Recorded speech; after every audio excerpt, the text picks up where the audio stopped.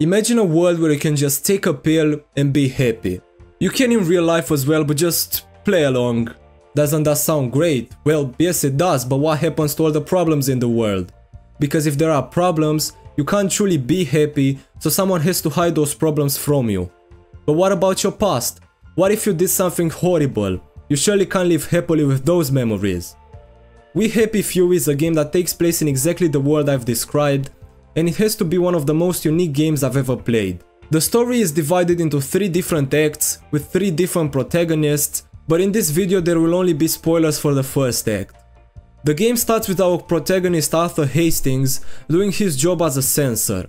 And censorship and control are a couple of the main themes in this game. He gets the option to not take a pill called Joy that basically has the same effects that I mentioned earlier. You only see good things in the world and it suppresses your memories.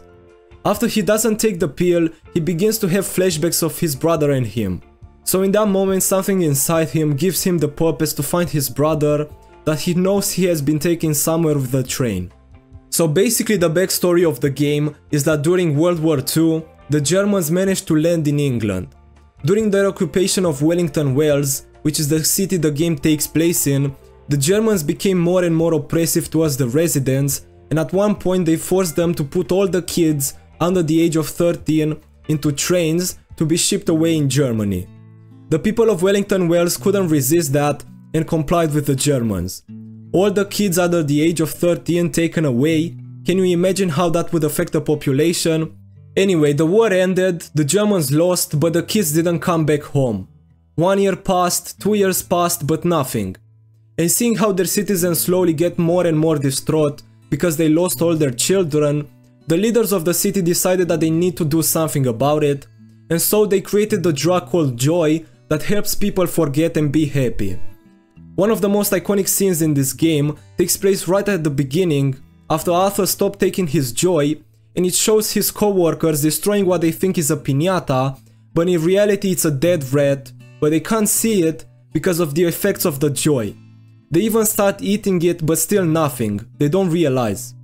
This scene is very significant for the game, not only because it's the first time Arthur sees society how it really is, but also because it strengthens the idea of control and how people are brainwashed.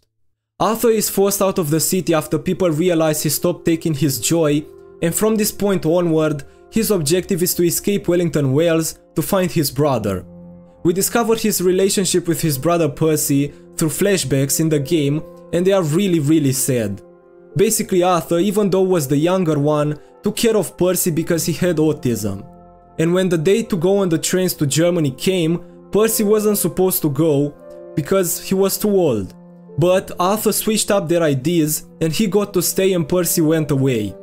But the story is constructed very well because we don't learn this until the end of the game, after we've seen the relationship between them, so it's kind of tragic what happened. And the moment is constructed really well. But what happened to the kids, you might ask? Well, they're all dead apparently because the train blew up on the way to the port. Or at least that's what this guy said on the Steam forum, so you never know. But what is even funnier is that the Germans threatened the residents of Wellington, Wales with tanks made out of cardboard. So if you are stupid enough to give up your kid because of some fake tanks, maybe you deserve to be brainwashed. The game has a lot of quests and a lot of characters to meet, and they are all enjoyable and really well voiced. And the fact that this game is open world sort of makes it even better. You have huge areas to explore and find quests, and yeah, they are a bit empty, but the main areas and a few side quests are really well done. But the biggest part of the side quests are just fetch quests, which is a bit of a letdown to be honest. But you know, the story makes up for that, so I'll let it slide. This game at its core, it's a survival game, so you have meters like hunger, thirst, sleep, but to be honest, they pose barely any inconvenience, which kind of beats the purpose of them existing. But still, they are fun to have there. For example, one thing I found really cool about the thirst meter is that if you drink water from the city, it will increase your joy meter, and if that gets too high you have debuffs, but if you drink water from the areas around the city that are more desolate, you'll be totally fine. And that makes sense in the game's world, because those areas are inhabited by downers, who are people that don't take joy, so they are outcasts that live in total poverty and in ruins. Because it's a survival game, you also have to gather resources and craft your own items. and this mechanic is actually really well done. You can craft items anywhere you want, but there are also a few that need to be crafted at workbenches and stuff like that. But you can find workbenches in every shelter that you can find across the map, so it's not that much of an inconvenience. Anyway, the whole game, you will only be crafting lockpicks and medkits, so it's totally fine. One thing that people talk about a lot online is how buggy this game is, but to be honest, for me nothing really went wrong. I barely experienced any bugs, so I can't tell you if they're right or wrong. The combat is also fun even though it's really basic.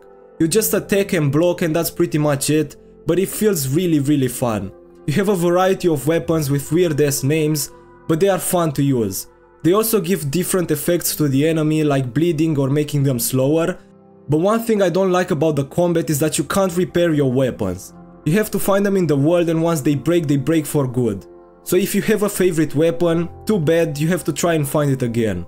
So in most cases you just have 5 different weapons in your inventory, and that really takes up the space you have available, and I was always right at the edge of being overloaded, which made looting a bit painful.